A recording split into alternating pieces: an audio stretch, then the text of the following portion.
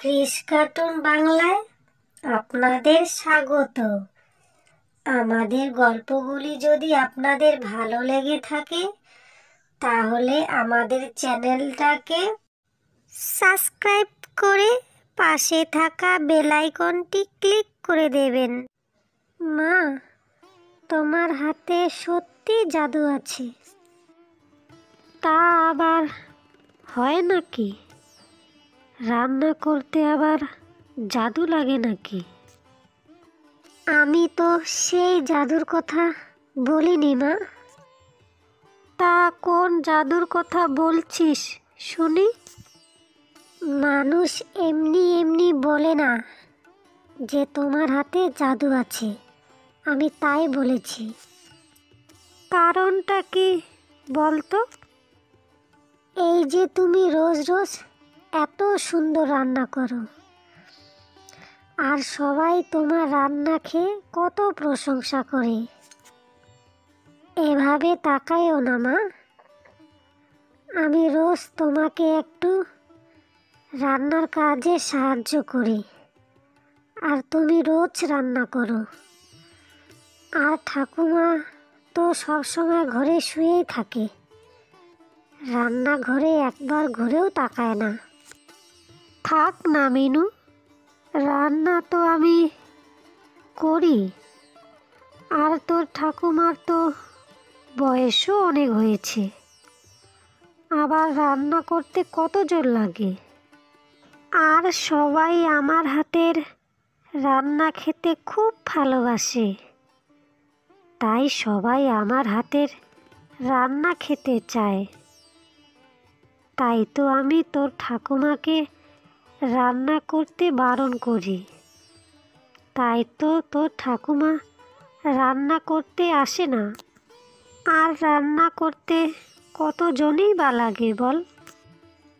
আমিও তোমার মতো করে রান্না করতে চাই মা। হ্যাঁ, বেশ তো।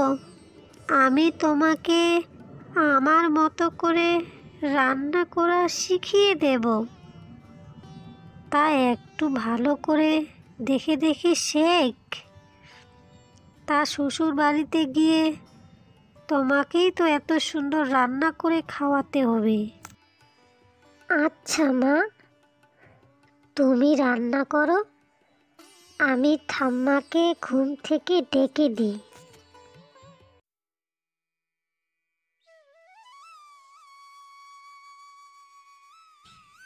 ঠাম্মা, ও ঠাম্মা, ওঠো, অনেক বেলা হয়ে গেছে। মিনু, তুই যা, আমি একটু রেস্ট করেই একটু পরেই বাইরে যাচ্ছি। তা না হয়ে আমি গেলাম ঠাম্মা। তাড়াতাড়ি বাইরে এসো, অনেক বেলা হয়ে গেল। মিনু, তুই না একটু বেশি বেশি কথা বলছিস। একটু যে শান্তিতে বসে থাকবো তারও কোনো উপায় নেই। যা, তোর কাজ কর গিয়ে। আমি উঠে তাড়াতাড়ি আগে স্নানটা করে নিই। ঠাম্মা, তাড়াতাড়ি স্নানটা করে খাবার টেবিলে চলে এসো। জানোই তো, সবাইকে একসাথে খাবার টেবিলে না দেখলে আবার কিন্তু মায়ের মাথা গরম হয়ে যাবে। হ্যাঁ হ্যাঁ রে মিনু, তুই যা, আমি এখনই আসতেছি। দুপুরে খাবার সময়ে। কি গো, তোমার মুখটা এত শুকনা শুকনা লাগছে কেন? কিছু কি হয়েছে তোমার? না না, কিছুই হয়নি।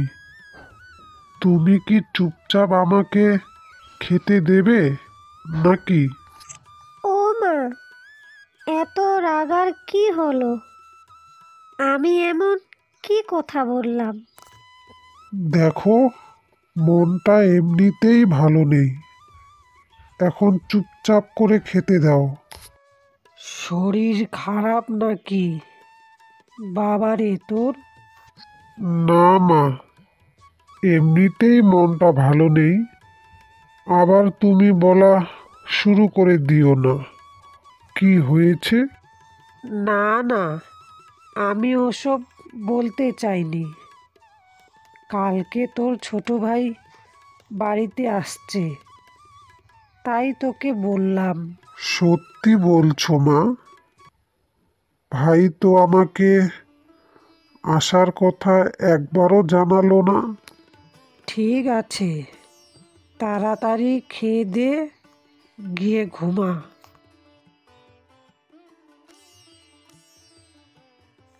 কি গো, কি হয়েছে বলবা না? আমাকে কিছু তো বলো।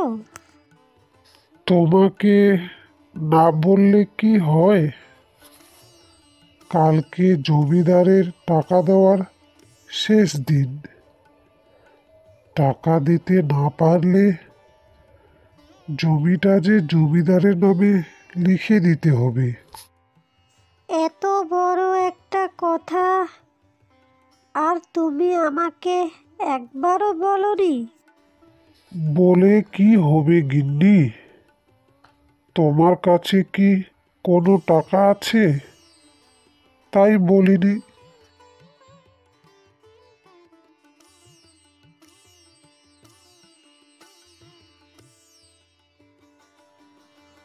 এই কয় টাকা কালকে দিয়ে আসো, তারপর না হয় বাকি টাকাটা ব্যবস্থা করা যাবে। তুমি আমার অনেক উপকার করলে বউ। তোমাকে যে কি বলে ধন্যবাদ।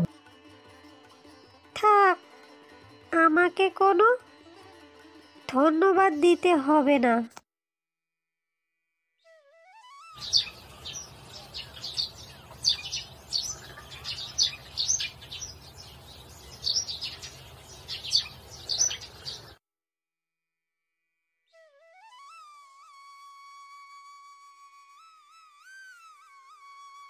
এ কি মা, তোমরা সকাল সকাল এভাবে দাঁড়িয়ে আছো কেন? আমার কাছে যা জমানো টাকা ছিল সব তোকে দিয়ে দিলাম। এখন জমিটা ছাড়িয়ে আন বাবা, না হলে যে আমাদের পথে বসতে হবে।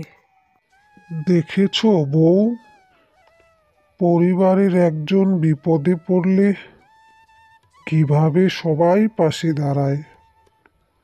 তোমার মতো মা আর বউ থাকলে তো কোনো কথাই হবে না। জমানো সব টাকা আমার হাতে তুলে দিয়েছো।